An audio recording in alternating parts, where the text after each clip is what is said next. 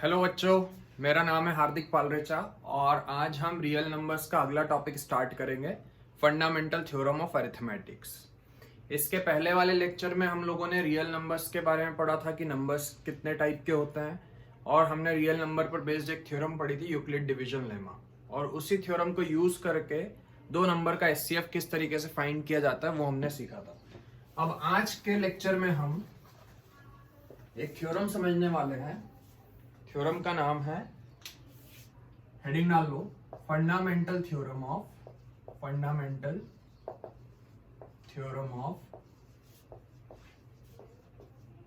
Arithmetic.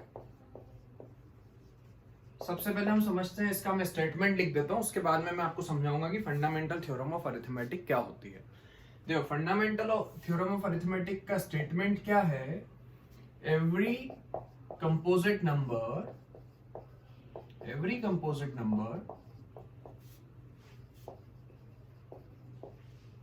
can be expressed, ये आपको NCERT में भी दिया हुआ है सेम यही statement, can be expressed as the product of primes and the prime factorization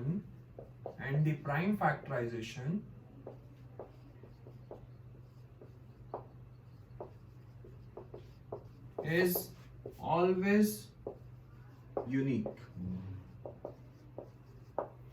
देखो क्या बोला है यहाँ पर कि कोई भी कंपोजिट नंबर है, यदि कंपोजिट नंबर क्या होता है वो मैं समझाऊंगा। सबसे पहले अभी कोई भी कंपोजिट नंबर है तो उसको हम प्राइम नंबर्स के प्रोडक्ट के फॉर्म में रिप्रेजेंट कर सकते हैं, और वो जो भी फैक्टराइजेशन आएगा वो हमेशा यूनिक होगा। तो सबसे पहले हमें समझना पड़ेगा कि कंपोजिट नंबर क्या होते हैं और प्राइम नंबर्स क्या होते हैं। प्राइम नंबर्स के बारे में तो आप प्रीवियस क्लासेस में ही पढ़ चुके हो। एक तो होते हैं कंपोजिट नंबर्स और एक होते हैं प्राइम नंबर्स। प्राइम नंबर्स क्या होते हैं? ऐसा नंबर जिसके सिर्फ दो ही फैक्टर होते हैं, या तो वो खुद से डिवाइड हो या फिर सिर्फ वन से डिवाइड हो, उसके अलावा और किसी से भी यदि डिवाइड नहीं हो रहा है तो उस नंबर को हम क्या बोलते हैं? Prime number. जैसे कि मान लेते हैं एग्जांपल के तौर पे टू एक प्राइम नंबर है। क्यों? क्योंकि टू एक तो खुद से डिवाइड होता है और वन से डिवाइड होता है, तो टू क्या कहलाएगा? प्राइम नंबर कहलाएगा। वैसे ही अगला प्राइम नंबर जो है वो क्या होगा? 3। फिर अगला प्राइम नंबर क्या 4 प्राइम नंबर होगा? क्या नहीं होगा। क्यों? क्योंकि 4 जो है वो 2 से भी डिविजिबल है, 4 से भी डिविजिबल है और 1 से भी डिविजिबल है। तो यहाँ पर 4 3 नंबर से डिवाइड हो रहा है। ऐसा नंबर जो सिर्फ खुद से डिवाइड हो और 1 से डिवाइड होता है, उन नंबर्स को हम बोलते हैं प्राइम नंबर्स। मतलब कि उसका सिर्फ दो ही फैक्टर होने चाहिए, एक तो वो खुद और एक वो 1। बट यदि इन दो के अलावा कोई तीसरा फैक्टर है तो प्राइम नंबर नहीं कहलाएगा। तब वो कौन सा नंबर कहलाएगा? Composite number. तो जैसे कि प्राइम नंबर की बात करें तो 2 प्राइम नंबर है, 3 प्राइम नंबर है, 4 प्राइम नंबर नहीं है, उसके बाद में 5 प्राइम नंबर है। क्या 6 प्राइम नंबर होगा? क्या नहीं। क्यों? 6 2 से भी डिविजिबल है, 3 से भी डिविजिबल है, खुद से भी डिविजिबल है और 1 से भी डिविजिबल है, तो 6 प्राइम नंबर नहीं होगा। फिर उसके बाद में अगला प्राइम नंबर 7, फिर 8 नहीं होगा, 9 नहीं होगा, 10 नहीं होगा, 11, और ऐसे चलते जाते हैं। तो ऐसे नंबर्स जो सिर्फ खुद से डिवाइड होते हैं और 1 से डिवाइड होते हैं उनको हम बोलते हैं प्राइम नंबर्स। और प्राइम नंबर के अलावा जितने भी नंबर्स हैं उनको हटा करके वो सारे कौन सी कैटेगरी में आते हैं? कंपोजिट नंबर की कैटेगरी में। कंपोजिट नंबर मतलब क्या कि जिनके दो से ज्यादा फैक्टर्स होते हैं उनको हम क्या बोलेंगे? Composite number. फॉर एग्जाम्पल 4 एक कंपोजिट नंबर है। क्यों? क्योंकि 4 2 से भी डिवाइड हो सकता है, खुद से भी डिवाइड हो सकता है और 1 से भी डिवाइड होता है, इसलिए कंपोजिट नंबर है। वैसे ही अगला नंबर 6 भी एक कंपोजिट नंबर है, क्योंकि 6 2 से डिविजिबल है, 3 से डिविजिबल है, 6 खुद से भी डिविजिबल है और 1 से भी डिविजिबल है। वैसे ही 8 कंपोजिट नंबर है, 9 कंपोजिट नंबर है, 10 कंपोजिट नंबर है, 11 प्राइम नंबर है, 12 कंपोजिट नंबर है। इस तरीके से चलता जाता है। ठीक है, तो ये डिफरेंस होता है कंपोजिट नंबर और प्राइम नंबर में। तो अब आपको देखो थ्योरम में क्या बोला है कि कोई भी कंपोजिट नंबर है, every composite number can be expressed as the product of prime numbers. यदि मैं किसी भी कंपोजिट नंबर के फैक्टर्स निकालता हूं तो उन फैक्टर्स, उस कंपोजिट नंबर को हम प्राइम फैक्टर के फॉर्म में रिप्रेजेंट कर सकते हैं। जैसे कि मान लेते हैं कि मैंने 6 के फैक्टर्स निकाले, तो 6 के फैक्टर्स यदि प्राइम फैक्टर्स यदि हम निकालते हैं तो 6 के प्राइम फैक्टर्स क्या आएंगे? 2 और 3। वैसे ही यदि मैं 8 के फैक्टर्स निकालता हूं तो 8 के फैक्टर्स क्या आएंगे? 2 इंटू 2 इंटू 2। यदि मैं 9 के फैक्टर्स निकालता हूं तो 9 के फैक्टर्स क्या आएंगे, 3 इंटू 3 इंटू 3, 3 इंटू 3 सॉरी। यदि आप 10 के फैक्टर्स निकालते हो तो वो क्या आएंगे, 2 इंटू 5। यदि आप 12 के प्राइम फैक्टर्स की बात चल रही है, 12 के फैक्टर्स तो 2 और 6 भी हो सकते हैं, बट क्या ये प्राइम फैक्टर्स है क्या, इसमें ये वाला फैक्टर तो प्राइम है बट ये वाला फैक्टर प्राइम नहीं है। तो हम प्राइम फैक्टर्स निकालना चाह रहे हैं, मतलब कि पूरे जितने भी फैक्टर्स है वो प्राइम होने चाहिए। तो 2 इंटू 2 इंटू 3 ये 12 के प्राइम फैक्टर्स है। वैसे यदि मैं 14 के प्राइम फैक्टर्स निकालूं तो क्या आएंगे, 2 इंटू 7। 15 के प्राइम फैक्टर्स निकालेंगे तो क्या आएंगे, 3 इंटू 5। तो हमने यहाँ पर क्या देखा कि जितने भी कंपोजिट नंबर्स हैं उनको हम प्राइम फैक्टर्स के प्रोडक्ट के फॉर्म में रिप्रेजेंट कर सकते हैं। यहाँ पर 6 को मैंने कैसे लिखा है, 2 इंटू 3, किसका किसका प्रोडक्ट, 2 और 3 का प्रोडक्ट, और ये 2 और 3 दोनों क्या है, प्राइम नंबर है। तो मतलब 6 को हमने दो प्राइम नंबर्स के प्रोडक्ट के फॉर्म में रिप्रेजेंट किया। वैसे ही 8 को हम क्या लिख सकते हैं, 2 इंटू 2 इंटू 2, मतलब ये भी क्या है, प्रोडक्ट ऑफ प्राइम नंबर्स। 9 को हम क्या लिख सकते हैं, 3 इंटू 3, 3 और 3 क्या है, प्राइम नंबर्स है। तो हर कंपोजिट नंबर को हम किस तरीके से एक्सप्रेस कर सकते हैं, प्रोडक्ट ऑफ प्राइम नंबर्स के फॉर्म में रिप्रेजेंट कर सकते हैं। और आगे यहाँ पर क्या बोला है, and the prime factorization is always unique. और जो भी प्राइम फैक्टराइजेशन आएगा वो हमेशा यूनिक होगा। देखो 6 के प्राइम फैक्टर्स में 2 और 3 आ रहा है, 8 के प्राइम फैक्टर्स में 2 इंटू 2 इंटू 2 आ रहा है, 9 के प्राइम फैक्टर्स में 3 और 3 आ रहा है। मतलब कि जितने भी कंपोजिट नंबर्स है सबके प्राइम फैक्टर्स हमेशा यूनिक ही आएंगे। ऐसा नहीं कि 6 के प्राइम फैक्टराइजेशन जो आ रहा है और 8 का प्राइम फैक्टराइजेशन आ रहा है वो सेम आ जाए, ऐसा कभी नहीं होगा। दो अलग अलग कंपोजिट नंबर्स के यदि आप प्राइम फैक्टर्स निकालते हो तो उन दोनों के प्राइम फैक्टराइजेशन निकालने पर भी जो फैक्टर्स आएंगे वो भी हमेशा अलग आएंगे। तो वो यही बोल रहा है कि हमेशा प्राइम फैक्टराइजेशन जो है वो हमेशा यूनिक होगा। ठीक है, तो ये होती है आपकी फंडामेंटल थ्योरम ऑफ अरिथमेटिक। बहुत सिंपल है, आप लोगों को बस एक थ्योरम का नाम दे दिया है। वैसे देखा जाए तो हमें पहले से ही पता था कि हर नंबर को हम फैक्टर्स, प्राइम फैक्टर्स के फॉर्म में रिप्रेजेंट कर सकते हैं। ठीक है, बट अब इसको हम एक थ्योरम के जैसा पढ़ रहे हैं यहां पर। अब देखो अगली चीज जो है, अगला जो कॉन्सेप्ट है वो क्या है कि जैसे मान लेते हैं मैं किसी एक कंपोजिट नंबर की बात कर रहा हूं, मान लो कि मैंने ले लिया 6। यदि मैं आपसे पूछता हूं कि क्या 6 2 से डिवाइड होगा क्या, तो हाँ 6 2 से डिविजिबल है, 2 3 जा 6। यदि हम इसको और अच्छे से समझें तो 6 2 से डिवाइड क्यों हो रहा है, 6 2 से डिवाइड इसलिए हो रहा है क्योंकि 6 के फैक्टर्स जब हम निकालते हैं तो उसके फैक्टर्स में 2 आता है। 6 के फैक्टर्स में 2 आता है, 2 इंटू 3 लिख सकते हैं, 2 इंटू 3 डिवाइडेड बाई 2। तो ये 2 से 2 कट गया तो आंसर आएगा 3। मतलब 6 2 से क्यों डिविजिबल है, क्योंकि 6 के फैक्टर्स में 2 आता है, इसलिए वो 2 से डिविजिबल है। यदि मैं पूछता हूँ क्या 6 3 से डिवाइड होगा क्या, तो हाँ 6 3 से भी डिवाइड होगा। क्यों होगा, क्योंकि 6 के फैक्टर्स में 3 भी आता है, तो 3 से 3 कट गया, 2 आ रहा है। ठीक है, मतलब कि 6 के फैक्टर्स में 3 भी आता है, इसलिए वो 3 से भी डिविजिबल है। यदि मैं आपसे पूछता हूँ क्या 6 5 से डिवाइड होगा क्या, तो अब यहाँ पर 6 5 से डिवाइड नहीं होता, कंप्लीटली डिविजिबल नहीं है। क्यों नहीं है, क्योंकि 6 के फैक्टर्स में तो 2 और 3 आता है, 5 नहीं आता है। तो यहाँ पर 2 और 3 है, 5 किसी से कट ही नहीं पाएगा न्यूमरेटर में, तो इसीलिए 6 जो है वो 5 से कंप्लीटली डिविजिबल नहीं है। इससे हमें एक और चीज समझ में आ रही है कि यदि कोई भी कंपोजिट नंबर कोई दूसरे नंबर से डिविजिबल है तो ऐसा तभी पॉसिबल होगा जब उस कंपोजिट नंबर के फैक्टर्स में नीचे वाला नंबर आता होगा। ठीक है, जैसे कि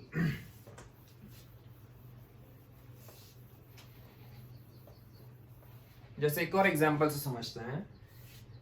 मैंने ले लिया मान लो 15 2 से डिवाइड होगा क्या, तो 15 2 से डिविजिबल नहीं है। क्यों, क्योंकि 15 के यदि मैं प्राइम फैक्टर्स निकालता हूं तो उसमें आएंगे 3 और 5, 2 नहीं आता है, तो इसीलिए 15 जो है वो 2 से डिवाइड नहीं होगा।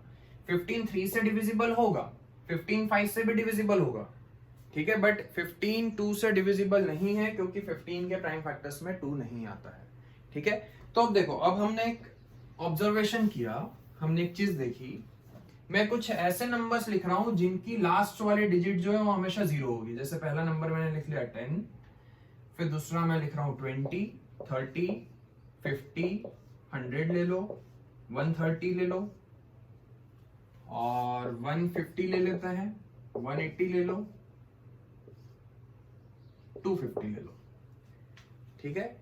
इन सब के प्राइम फैक्टर्स हम निकाल के देखते हैं और हम देखेंगे कि इनके प्राइम फैक्टर्स में क्या चीज कॉमन आ रही है। यदि मैं 10 के प्राइम फैक्टर्स निकालता हूं तो क्या आएंगे 2 इंटू 5, 20 के 2 इंटू 2 इंटू 5, 30 के प्राइम फैक्टर्स क्या आएंगे 2 इंटू 3 इंटू 5, 50 के प्राइम फैक्टर्स क्या आएंगे 2 इंटू 5 इंटू 5, 100 के प्राइम फैक्टर्स क्या आएंगे 2 into 2 into 5 into 5।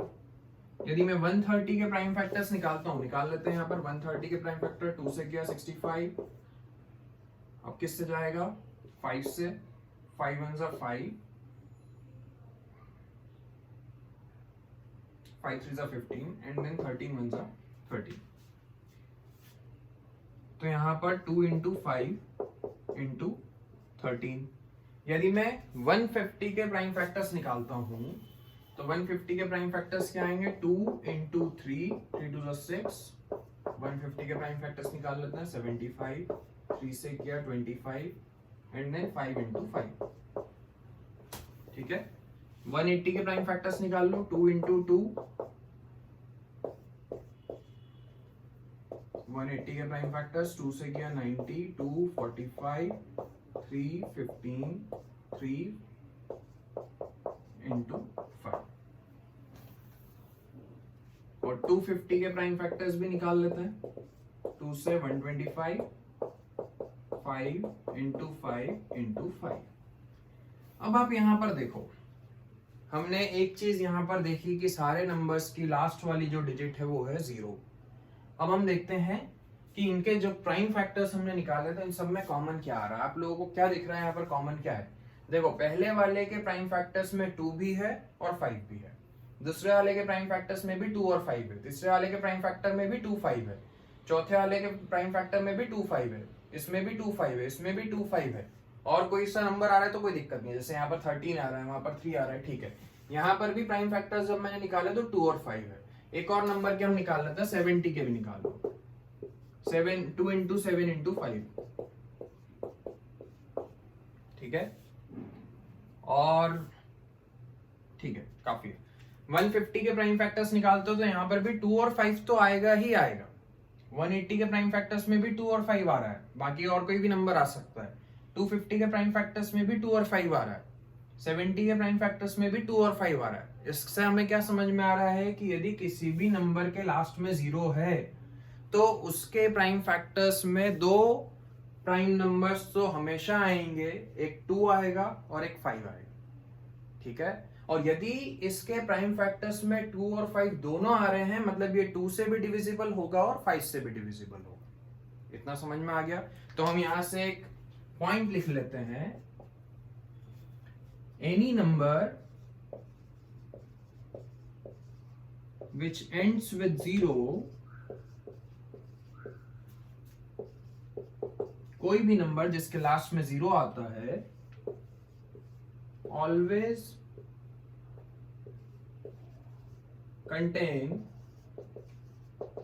contains 2 and 5 as its prime factors। क्या मैं ये चीज बोल सकता हूं कि कोई भी नंबर जिसकी लास्ट वाली प्लेस पर 0 आ रहा है तो उसके प्राइम फैक्टर्स में हमेशा 2 और 5 दोनों आएंगे ही आएंगे। ऐसा नहीं कि सिर्फ 2 आएगा या ऐसा नहीं सिर्फ 5 आएगा, दोनों नंबर्स आएंगे, 2 भी आएगा और 5 भी आएगा। तो मैं ये भी बोल सकता हूं कि ऐसा कोई भी नंबर जिसके लास्ट प्लेस पर 0 आ रहा है तो वो 2 से भी डिविजिबल होगा और 5 से भी डिविजिबल होगा, ठीक है। तो क्या हम ऐसा भी लिख सकते हैं? इसी के आगे लिख लो, and the number will always be divisible by 2 and 5 both, और वो नंबर हमेशा 2 और 5 दोनों से डिविजिबल होगा, ठीक है। तो ये आपका एक इंपॉर्टेंट पॉइंट है, इस पर बेस भी हम कुछ क्वेश्चंस करेंगे, ठीक है। तो आप इसको भी अच्छे से नोट कर लो। अब देखो एक क्वेश्चन करते हैं, एनसीईआरटी का ही क्वेश्चन है और इसी थ्योरम पर बेस्ड क्वेश्चन है, थ्योरम नहीं है ये, हमारा एक ऑब्जर्वेशन है कि हमने ये चीज देखी कि जिस भी नंबर के लास्ट में 0 आ रहा है तो उसके प्राइम फैक्टर्स में हमेशा 2 और 5 आएगा, मतलब वो हमेशा 2 से भी डिवाइड होगा और 5 से भी डिवाइड होगा। ठीक है, तो हम एनसीईआरटी का एक एग्जाम्पल करते हैं। एग्जाम्पल नंबर 5 पेज नंबर 9 पर दिया हुआ है, उसमें आपको बोला है, क्वेश्चन दिया हुआ है, check whether 4 to the power n, check whether 4 to the power n will end with the digit 0। क्या 4 to the power n, और यहां पर n क्या है, एक नेचुरल नंबर है, n is a natural number, ये आपको दिया हुआ है। ठीक है, उन्होंने ये पूछा है कि यदि हम n की यहां पर कुछ भी वैल्यू पुट करते हैं, फॉर एग्जाम्पल आपने n की वैल्यू यहां पर नेचुरल नंबर है तो 1 भी पुट कर सकते हो। नेचुरल नंबर्स क्या होते हैं, 1 2 3 4 5 6 अप टू इन्फिनिटी। तो यहां पर उन्होंने ये बोला है कि यदि हम n की जगह पर कोई भी नेचुरल नंबर पुट करेंगे तो क्या 4 to the power n की वैल्यू कभी भी लास्ट में 0 आएगा क्या, चेक करते हैं। जैसे मान लेते हैं कि मैंने 4 to the power 1 लिया, तो 4 to the power 1 कितना होता है, 4 होता है। 4 to the power 2 लिया, 16 आएगा। 4 to the power 3 लिया, कितना आएगा, 64 आएगा। 4 to the power 4 लिया, 256 आएगा। तो यहां पर हम देख रहे हैं कि यहां पर 1 2 3 4 पुट करने पर तो कभी भी 0 नहीं आ रहा। क्या आगे पर नेचुरल नंबर तो क्या इनफाइनाइट तक, क्या मैं एक एक नंबर पुट करके देखूंगा क्या, ऐसा तो पॉसिबल ही नहीं है क्योंकि इनफाइनाइट नंबर्स है, तो हम एक एक नंबर पर तो चेक कर नहीं सकते हैं। तो अब आपको प्रूव करना पड़ेगा कि हाँ इसके लास्ट में कभी भी 0 नहीं आएगा। और अभी हमने देखा है कि यदि मैं ये प्रूव कर दूं, यदि मुझे ये बताना है कि इसके लास्ट में 0 आएगा या नहीं आएगा, तो मैं ये चेक कर लेता हूं कि क्या ये 2 और 5 दोनों से डिविजिबल है क्या। यदि 4 to the power n 2 से भी डिविजिबल होगा और 5 से भी डिविजिबल होगा, दोनों से यदि डिविजिबल है तो उसके लास्ट में 0 आएगा। अभी हमने पढ़ा है कि जो भी नंबर 2 और 5 दोनों से डिविजिबल होता है उसके लास्ट में हमेशा 0 आता है। और यदि ये 2 और 5 दोनों से डिविजिबल नहीं है, मतलब या तो सिर्फ 2 से है या सिर्फ 5 से है, बट दोनों से नहीं है, ठीक है, तो मतलब कि उसके लास्ट में कभी भी 0 नहीं आएगा। तो देखो, क्या मैं 4 to the power n को ऐसा लिख सकता हूं, 2 into 2 whole to the power n, 4 to the power n को हम ऐसा लिख सकते हैं। अब देखो यहां पर यदि मैं n की वैल्यू कुछ भी पुट कर दूं, n की वैल्यू मैं 1 ले लूं, 2 ले लूं, 3 ले लूं, 4 के प्राइम फैक्टर्स क्या आ रहे हैं, 2 into 2। अब यदि मैं n की वैल्यू 10 भी ले लेता हूं तो प्राइम फैक्टर्स में 2 ही आएंगे और कुछ भी नहीं आएगा। यदि मान लो कि मैंने n की वैल्यू 4 ले ली, for example 2 into 2 whole to the power, इसको मैं ऐसा भी लिख सकता हूँ 2 की power 2 whole to the power n। Power के ऊपर पावर है तो पावर से पावर मल्टीप्लाई हो गई, तो 2 की पावर 2n हो गया, मतलब 4 to the power n को हम 2 की पावर 2n भी लिख सकते हैं। अब यदि मैंने n की वैल्यू कुछ भी पुट करी, फॉर एग्जांपल मैंने n की वैल्यू ले ली 2, if n is equal to 2, तो क्या हो जाएगा 2 की पावर 4, और 2 की पावर 4 मतलब प्राइम फैक्टर्स क्या आएंगे, 2 into 2 into 2 into 2। इससे हमें क्या समझ में आ रहा है कि आप n की वैल्यू यहां पर कुछ भी पुट कर दो, हमेशा उस नंबर के प्राइम फैक्टर्स में सिर्फ 2 ही आना है और कुछ भी नहीं आ सकता। और यदि प्राइम फैक्टर्स में सिर्फ 2 ही आ रहा है तो वो 2 से तो डिविजिबल होगा पर 5 से नहीं होगा। और 0 लास्ट में 0 लाने के लिए आपको क्या करना पड़ेगा, ये बताना पड़ेगा कि 2 से भी डिविजिबल है और 5 से भी डिविजिबल है, बट ये सिर्फ 2 से ही डिविजिबल है, 5 से डिविजिबल नहीं है। ठीक है, तो यहां पर हम क्या लिखेंगे, यहां पर आप क्या लिखोगे, since 4 to the power n contains only 2 as its prime factors, 4 की पावर में 4 to the power n के प्राइम फैक्टर्स में सिर्फ 2 ही आता है, therefore it is divisible by 2 but not 5, और इसीलिए ये 2 से तो डिविजिबल है पर 5 से नहीं है। और यदि एक 2 से डिविजिबल है 5 से नहीं है तो मतलब कि इसके लास्ट में कभी भी 0 नहीं आ सकता, therefore it will not end with 0, और इसके लास्ट में कभी भी 0 नहीं आएगा। इस तरीके से आपको क्वेश्चन करना है। ठीक है, चलो अगला क्वेश्चन करते हैं। नोट कर लो ये।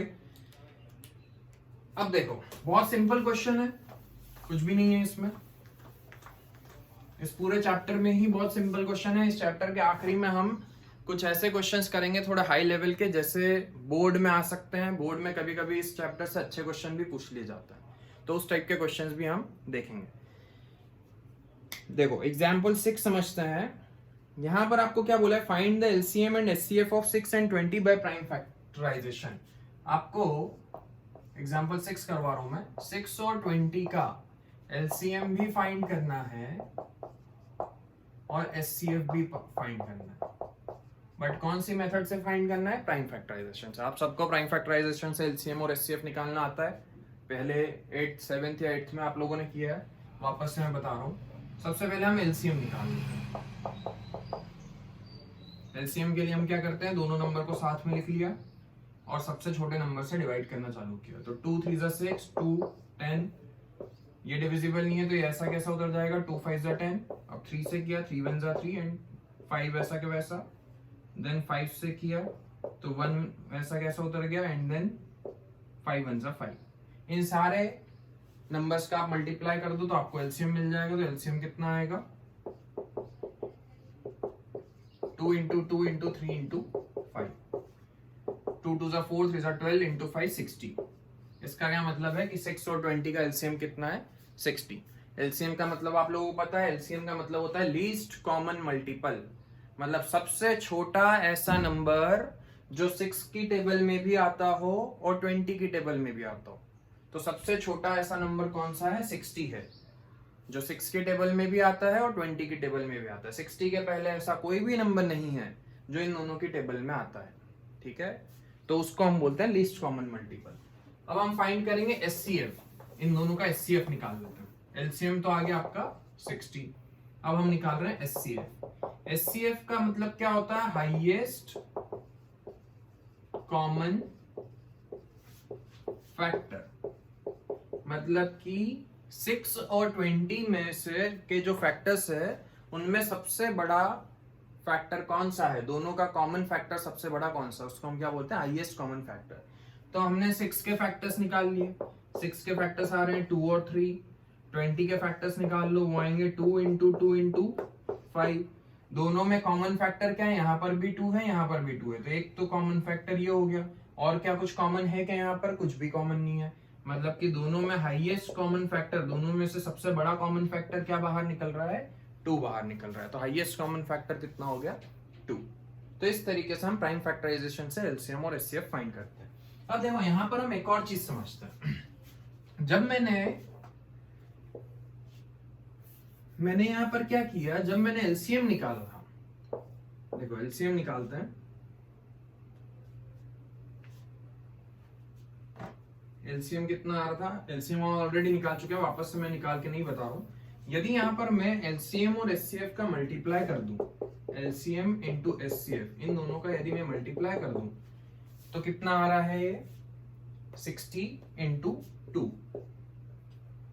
60 into 2 which is 120, ठीक है। और यदि मैं यहां पर इन दोनों नंबर्स का भी मल्टीप्लाई करता हूं, जो दो नंबर्स थे आपके उन दोनों का भी यदि मैं मल्टीप्लाई करता हूं, प्रोडक्ट ऑफ दोनों नंबर्स जिनका हमने एलसीएम और एचसीएफ फाइंड किया है, दोनों नंबर्स क्या था, 6 and 20, इन दोनों का प्रोडक्ट निकालते हैं तो 60 into 20, वो भी कितना आ रहा है, 120 आ रहा है। मतलब कि इससे हमें यह समझ में आ रहा है कि जब भी हम दो नंबर्स के एलसीएम और एचसीएफ का मल्टीप्लाई करेंगे, ये भी एक फॉर्मूला आप लिख लो कि जब हम एलसीएम और एचसीएफ का मल्टीप्लाई करते हैं तो हमेशा किसके इक्वल आता है, प्रोडक्ट ऑफ 2 नंबर्स के इक्वल आता है। जिन दो नंबर्स का आपने एलसीएम और एचसीएफ फाइंड किया था तो उन दोनों नंबर के एलसीएम और एचसीएफ उन दोनों नंबर के प्रोडक्ट के इक्वल आएगा, ठीक है। तो अब देखो अगला क्वेश्चन करते हैं।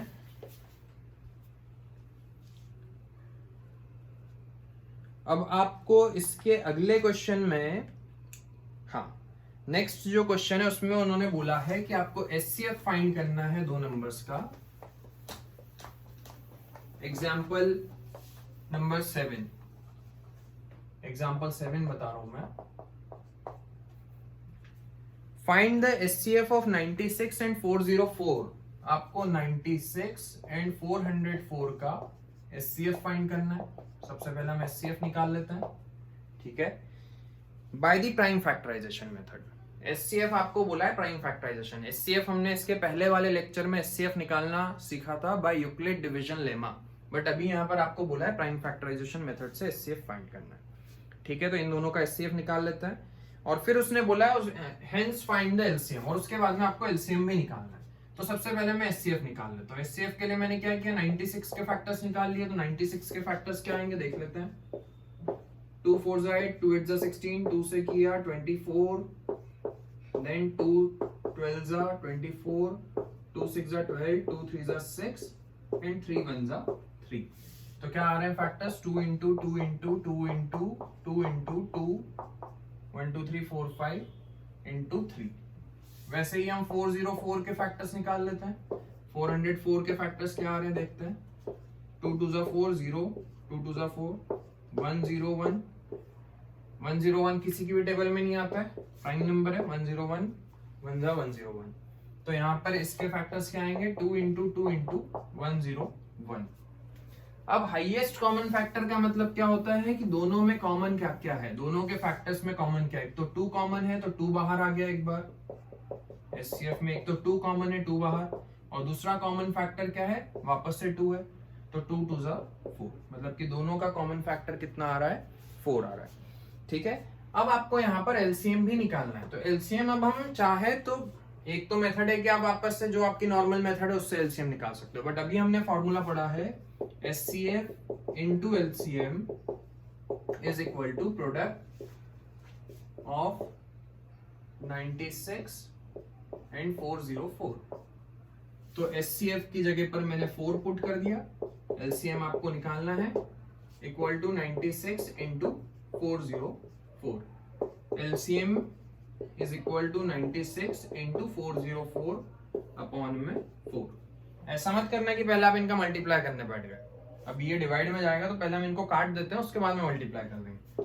तो 101 आ गया, 101 का आप 96 से मल्टीप्लाई कर लेना, जो भी आएगा वो आपका एलसीएम होगा, ठीक है। तो इस तरीके से हमें फाइंड करना है। अब हम एक्सरसाइज स्टार्ट करेंगे। एक्सरसाइज 1.2 का एक एक क्वेश्चन मैं आपको बता रहा हूं। फर्स्ट का एक क्वेश्चन बताऊंगा, बाकी आप लोगों का होमवर्क रहेगा। यदि आपको कोई भी क्वेश्चन में डाउट आता है, वैसे बहुत सिंपल है, डाउट नहीं आएंगे, बट फिर भी यदि कोई डाउट आता है तो आप मुझसे कमेंट करके पूछ सकते हो, ठीक है। तो पहले क्वेश्चन में आपको बोला है express each number as product of its prime factors. पहले वाले में आपको प्राइम फैक्टर्स निकालने हैं। बहुत सिंपल क्वेश्चन है, एक क्वेश्चन फिर भी मैं करवा देता हूँ, जैसे मैं फर्स्ट का थर्ड करवा देता हूँ। यहाँ पर आपको बोला है 3825। आपको इस नंबर को, ये कंपोजिट नंबर है, इसको आपको प्रोडक्ट ऑफ प्राइम के फॉर्म में रिप्रेजेंट करना है। मतलब आपको इसको प्राइम फैक्टर्स के प्रोडक्ट के फॉर्म में लिखना है, इसके प्राइम फैक्टर्स निकालना है। 3825 दिया हुआ है, ठीक है। तो सबसे पहले हमने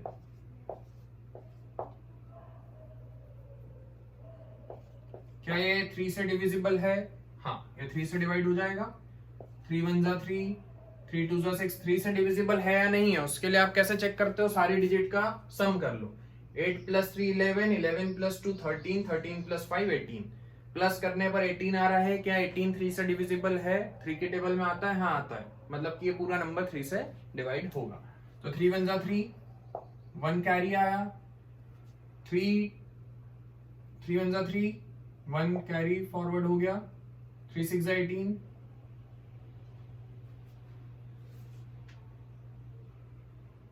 सॉरी मैं क्या कर रहा हूँ, हाँ 3 1 3, 3 2 6, 2 कैरी, 3 7 21, देन 3 5 15।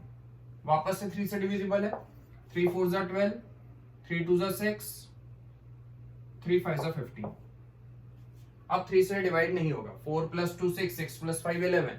11 जो है वो 3 की टेबल में नहीं आता, मतलब 425 भी 3 की टेबल में नहीं आएगा। अब 5 से डिवाइड होगा, लास्ट में 5 या 0 आता है, मतलब 5 की टेबल में आएगा। तो 5 8 40, 5 5 25, अगेन 5 से 5 1 5, 5 7 35, एंड देन 17 1 17। तो इसके प्राइम फैक्टर्स 3825 के प्राइम फैक्टर्स क्या आएंगे, 3 × 3 × 5 × 5 × 17। तो ये हमने प्राइम फैक्टर्स के प्रोडक्ट के फॉर्म में रिप्रेजेंट किया है। तो बाकी के जो क्वेश्चंस है वो भी आपको इसी तरीके से करने हैं, हर नंबर के आपको वहां पर प्राइम फैक्टर्स फाइंड करना है। अगला जो क्वेश्चन है उसमें सेकेंड वाला क्वेश्चन जो है, उस क्वेश्चन में आपसे पूछा गया है find LCM and HCF of the following pair of integers and verify that LCM into HCF is equals to product of two numbers.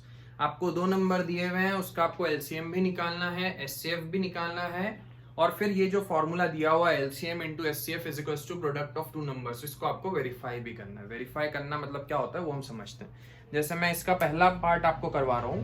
पहले पार्ट में आपको उसने क्वेश्चन नंबर सेकंड का फर्स्ट 26 एंड 91 का आपको एलसीएम भी निकालना है और एचसीएफ भी निकालना है। तो सबसे पहले मैं एलसीएम निकाल लेता हूँ। 26, 91,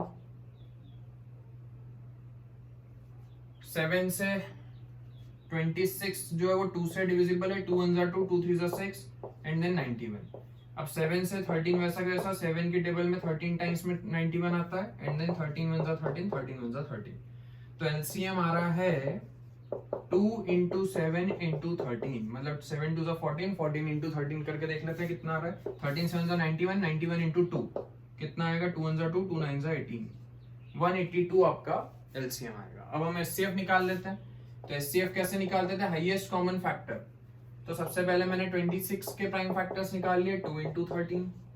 91 के प्राइम फैक्टर्स निकाल लो, 7 इंटू 13। दोनों में से कॉमन फैक्टर क्या है, 13 है। तो मतलब कि यहाँ पर इन दोनों का एचसीएफ कितना आ गया, 13। अब उसने बोला है कि आपको ये वेरीफाई करना है कि LCM into HCF is equal to product of two numbers, मतलब 26 एंड 91। हमें चेक करना है कि क्या एलसीएम और एचसीएफ का मल्टीप्लाई करने पर इसके इक्वल आ रहा है, इन दोनों नंबर के प्रोडक्ट के इक्वल आ रहा है। तो मैं क्या करूंगा, सबसे पहले एलएचएस की वैल्यू निकाल लेता हूं। कई बार आप ये गलती करते हो कि यहाँ पर एलसीएम की वैल्यू पुट कर दी 182 इंटू 13 इक्वल टू का साइन ले लिया और इन दोनों नंबर का मल्टीप्लाई कर दिया, जो गलत हो जाएगा। गलत क्यों हो जाएगा, क्योंकि आपको तो ये चेक करना है कि ये दोनों इक्वल आएंगे या नहीं आएंगे। और यदि आप इक्वल ले करके चलोगे तो आप ये मान के चल रहे हो कि वो इक्वल है। इसीलिए हम क्या करेंगे, एलएचएस की अलग से वैल्यू निकालेंगे और आरएचएस की अलग से वैल्यू निकालेंगे और फिर देखेंगे कि दोनों इक्वल आ रहे हैं या नहीं आ रहे हैं। ठीक है, तो पहले मैं एलएचएस की वैल्यू निकाल रहा हूँ। एलएचएस मतलब एलसीएम कितना है, 182 इंटू एचसीएफ कितना है, 13। इन दोनों का मल्टीप्लाई करके देख लेते हैं कितना आ रहा है। 182 का 13 से मल्टीप्लाई कर लेते हैं। 3 2 जा 6, 3 8 जा 24, 2 3 जा 3, 4 5 एंड देन 182, 6 6 3 2, 2 3 6 6 आएगा। ठीक है, अब हम आरएचएस की वैल्यू निकाल लेते हैं। आरएचएस मतलब दोनों नंबर्स का प्रोडक्ट, 26 इंटू 91। इन दोनों का मल्टीप्लाई करने पर भी 2 3 6 6 ही आएगा और दोनों इक्वल आ रहे हैं, हेंस वेरीफाइड। तो आपको लिखना है दोनों इक्वल आ रहे हैं, LHS equal to RHS, hence verified. मतलब हाँ, ये फॉर्मूला सही है। ठीक है, बट ये वहीं पर एप्लीकेबल होगा जहां पर आपको दो नंबर का एलसीएम या एचसीएफ निकालना है। यदि मान लो आपको 3 नंबर का एलसीएम या एचसीएफ निकालना है तो वहां पर ये फॉर्मूला एप्लीकेबल नहीं है, ये चीज ध्यान रखना। ठीक है, चलो अब अगला क्वेश्चन करते हैं। क्वेश्चन तो बाकी के जो 2 पार्ट है वो आपको करने सेम इसी तरीके से, बहुत सिंपल है इसलिए मैं नहीं करवा रहा हूं। ठीक है, इसका अगला question, question number 3।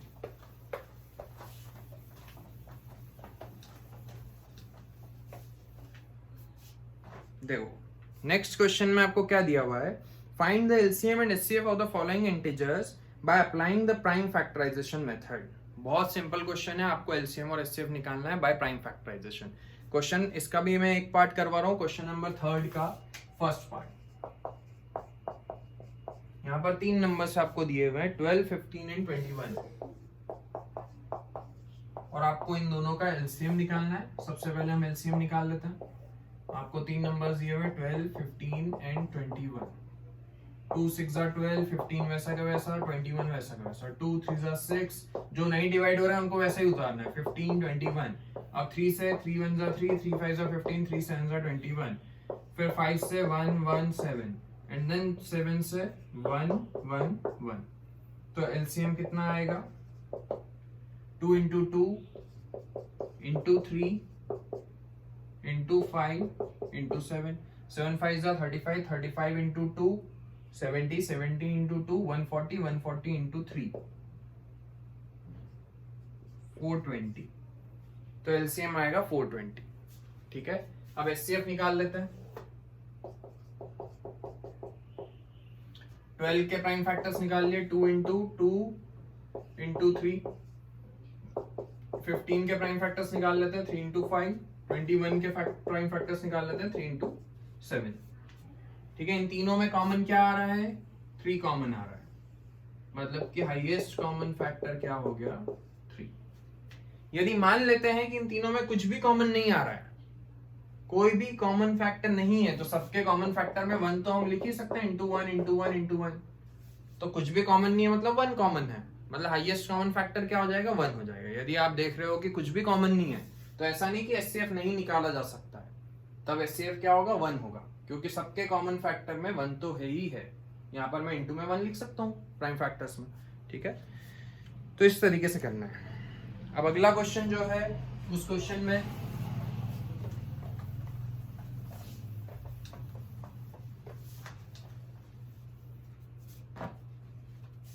Given that HCF find LCM. आपको एचसीएफ दिया हुआ है 2 नंबर्स का. HCF of 306 and 657. 306 एंड 657 का आपको एचसीएफ दिया हुआ है 9, और आपको इनका एलसीएम निकालना है. अभी हमने फॉर्मूला पढ़ा HCF into LCM is equal to product दोनों नंबर का. प्रोडक्ट किसका किसका? 306 एंड 657 का. तो 9 into LCM is equal to 306 into 657. 9 divide में चला गया. LCM is equal to 306 into 657 divided by 9. 9 को हम इससे कटेगा क्या? 9 6 जा 54. 9 7 जा 63. बचा 2. 9 3 जा 27. 73 आ रहा है. 73 का 306 से मल्टीप्लाई कर देना, तो इन दोनों नंबर्स का एलसीएम आ जाएगा. मैं आपको मल्टीप्लाई करके नहीं बता रहा हूँ, ये आपको करना है. ठीक है, बहुत सिंपल है. अब अगला क्वेश्चन देखो. अगले क्वेश्चन में क्या बोला है? अब ये क्वेश्चन वही है जो अभी हमने एग्जांपल किया था कि आपको चेक करना है कि ये 6 to the power n can and with the digit 0. क्या 6 to the power n में क्वेश्चन दिया है 6 to the power n, जहां पर n क्या है? एक नेचुरल नंबर है. n is a natural number. यदि मैं n की कुछ भी वैल्यू पुट करता हूं, कोई सा भी नेचुरल नंबर यदि हम यहां पर पुट करते हैं, तो क्या n की कुछ भी वैल्यू पुट करने पर 6 to the power n की जो भी वैल्यू आएगी उसमें लास्ट में कभी 0 आ सकता है क्या? ये उसने पूछा है. तो अभी हमने एक ऑब्जर्वेशन किया था कि किसी भी नंबर के लास्ट में यदि 0 आएगा तो वो हमेशा 2 से भी डिवाइड होगा और 5 से भी डिवाइड होगा. दोनों से वो डिवाइड होगा. सिर्फ 2 से डिवाइड हो रहा है तो 0 नहीं आएगा. सिर्फ 5 से डिवाइड हो रहा है तो 0 नहीं आएगा. दोनों से डिवाइड होना चाहिए. 2 से भी होना चाहिए और 5 से भी. तो मैं चेक कर लेता हूं कि 6 to the power n क्या 2 और 5 से डिवाइड होगा क्या? दोनों से. ठीक है, तो क्या हम 6 to the power n को ऐसा लिख सकते हैं 2 into 3 whole to the power n. 6 के प्राइम फैक्टर्स क्या होते हैं? 2 और 3. अब यदि मैं यहाँ पर n की कुछ भी वैल्यू पुट करूं, मान लो n की वैल्यू मैंने 2 ले ली, तो प्राइम फैक्टर्स में 2 और 3 ही रिपीट होंगे बार बार. उसके अलावा कोई दूसरा प्राइम फैक्टर्स नहीं आ सकता. ठीक है, तो यहाँ पर 6 to the power n is 2 और 3 आ रहे हैं, मतलब 2 से तो डिवाइड हो जाएगा वो, बट कभी भी 5 से नहीं होगा. तो 6 to the power n is divisible by 2 but not 5. 2 से तो डिविजिबल है बट 5 से नहीं है. And therefore it will not end with, therefore it will not end with 0, और इसीलिए उसके लास्ट में कभी भी 0 नहीं आएगा. ठीक है, अब अगला क्वेश्चन बहुत आसान क्वेश्चन है ये एनसीईआरटी के. इस टाइप के क्वेश्चन बोर्ड्स में यदि आते हैं तो 1 नंबर से ज्यादा के उसमें नहीं आ सकते हैं, 1 मार्क में ऐसे क्वेश्चन आते हैं यदि आएंगे तो। ठीक है, जो इस चैप्टर का वैसे वेटेज जो है 5 से 6 नंबर का आएगा इस चैप्टर से बोर्ड्स में, और यदि 2 से 3 नंबर का क्वेश्चन आएगा तो वो यूक्लिड डिवीजन लेमा से रिलेटेड क्वेश्चन आ सकता है, या फिर इसकी अगली एक्सरसाइज जब हम करेंगे तो उसमें से कुछ क्वेश्चन है जो बोर्ड्स में आए हैं और उस टाइप के क्वेश्चन आ सकते हैं, बट ऐसे क्वेश्चन नहीं आते। देखो अगला क्वेश्चन क्या बोला है, explain why 7 into 13 7 into 11 into 13 plus 13 7 into 11 into 13 plus 13 and दूसरा नंबर दिया हुआ है आपको 7 6 5 4 3 2 1 प्लस 5। आपको ये बताना है कि ये दोनों कंपोजिट नंबर क्यों हैं। तो हम पहले तो याद करते हैं कि कंपोजिट नंबर क्या होता है। कंपोजिट नंबर ऐसे नंबर्स होते हैं, प्राइम नंबर्स के अलावा जितने भी नंबर्स हैं उनको हम बोलते हैं कंपोजिट नंबर। मतलब कि जिसके 2 से ज्यादा फैक्टर होते हैं उनको हम क्या बोलते हैं, कंपोजिट नंबर। तो मुझे ये प्रूव करना है कि ये भी एक कंपोजिट नंबर है, ये बताना है कि ये भी कंपोजिट नंबर क्यों है, और ये भी एक कंपोजिट नंबर है पर क्यों है। तो ये कंपोजिट नंबर है तो मुझे ये बताना पड़ेगा कि इसके 2 से ज्यादा फैक्टर है। यदि मैंने ये बता दिया कि इसके 2 से ज्यादा फैक्टर है तो हमने ये प्रूव कर दिया कि हाँ ये कंपोजिट नंबर होगा। ठीक है, उसने क्वेश्चन में पूछा है कि एक्सप्लेन करो कि ये कंपोजिट नंबर क्यों है। तो हम कैसे एक्सप्लेन करेंगे, हम ये बताएंगे कि यहाँ पर इसके 2 से ज्यादा फैक्टर है, और 2 से ज्यादा फैक्टर है तो हो गया एक्सप्लेन कि ये कंपोजिट नंबर है।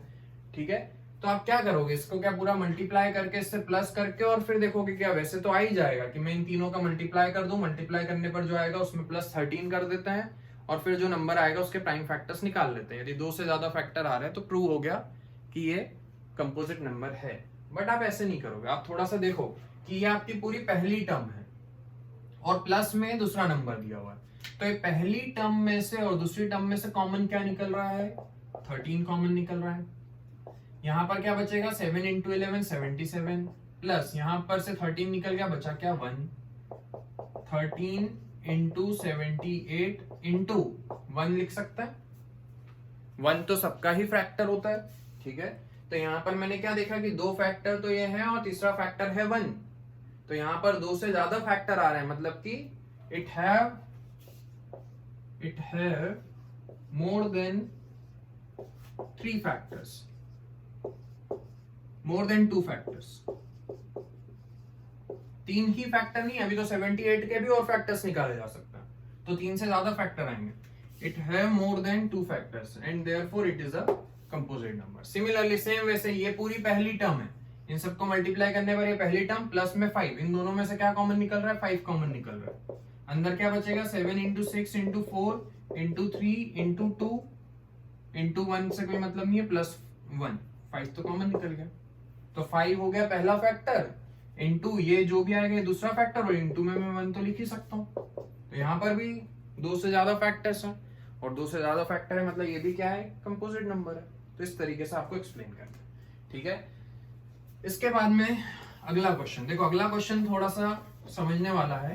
क्वेश्चन बहुत आसान है, उसका जो कैलकुलेशन है वो बहुत सिंपल है, बट इस टाइप के क्वेश्चन में बच्चे कंफ्यूज हो जाते हैं कि यहाँ पर एलसीएम निकालना है या फिर एचसीएफ फाइंड करना है। इसके पहले वाली एक्सरसाइज में हमने क्वेश्चन किया था आर्मी कॉन्टिंजेंट वाला, वहां पर एचसीएफ निकालना था। अब इस क्वेश्चन में समझते हैं कि पहले तो आपको क्वेश्चन पढ़ के ये समझ में आना चाहिए कि यहाँ पर एलसीएम निकालने का बोला है या फिर एचसीएफ निकालने का बोला है, तो वो कैसे समझोगे आप। ठीक है, तो वो हम समझते हैं। देखो क्या दिया हुआ है, मैं क्वेश्चन रीड कर रहा हूं, सब लोग ध्यान दो। There is a circular path around a sports field. एक स्पोर्ट्स फील्ड है, उसके आसपास एक सर्कुलर पाथ है, मान लेते हैं ये सर्कुलर पाथ है। ठीक है, Sonia takes 18 minutes to drive 1 round of the field. Sonia यदि यहां से चलना स्टार्ट करती है तो सोनिया को 18 मिनट लगते हैं। ठीक है, और यदि Ravi, while Ravi takes 12 minutes for the same, और रवि को 12 मिनट लगते हैं पूरा एक राउंड लगाने में। रवि भी वहीं से चलता है तो उसको 12 मिनट लगते हैं।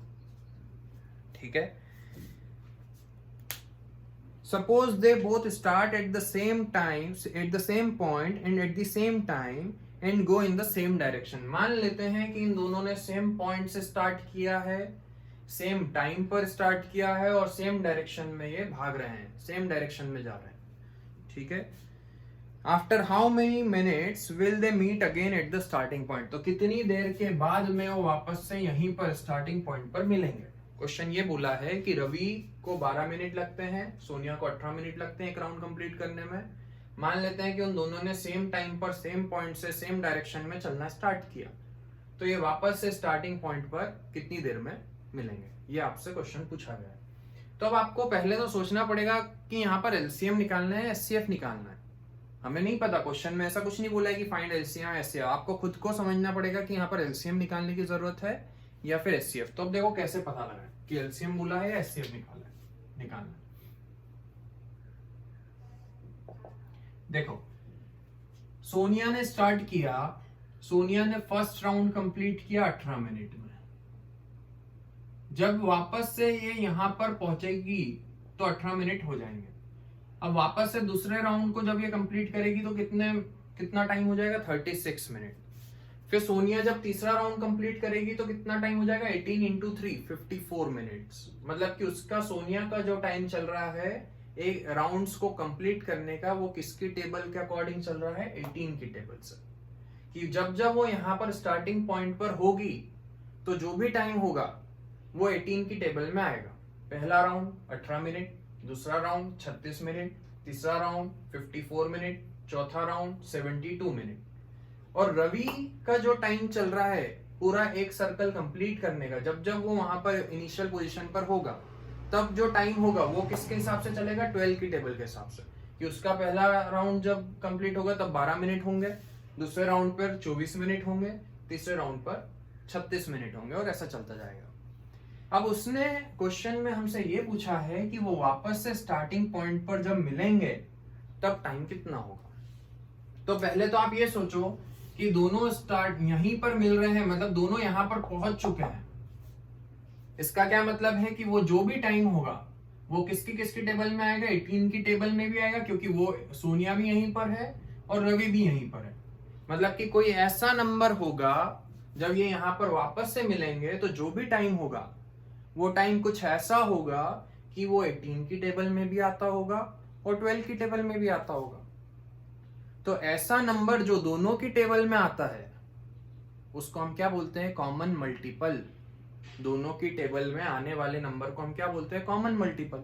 तो यहां पर आपको क्या फाइंड करना है, लीस्ट कॉमन मल्टीपल। ठीक है, ऐसा नहीं है कि वो एक ही बार मिलेंगे, वो तो जब ऐसे दौड़ते रहेंगे तो बार बार मिलेंगे। बट हम ये निकाल लेते हैं कि पहली बार कब मिलेंगे।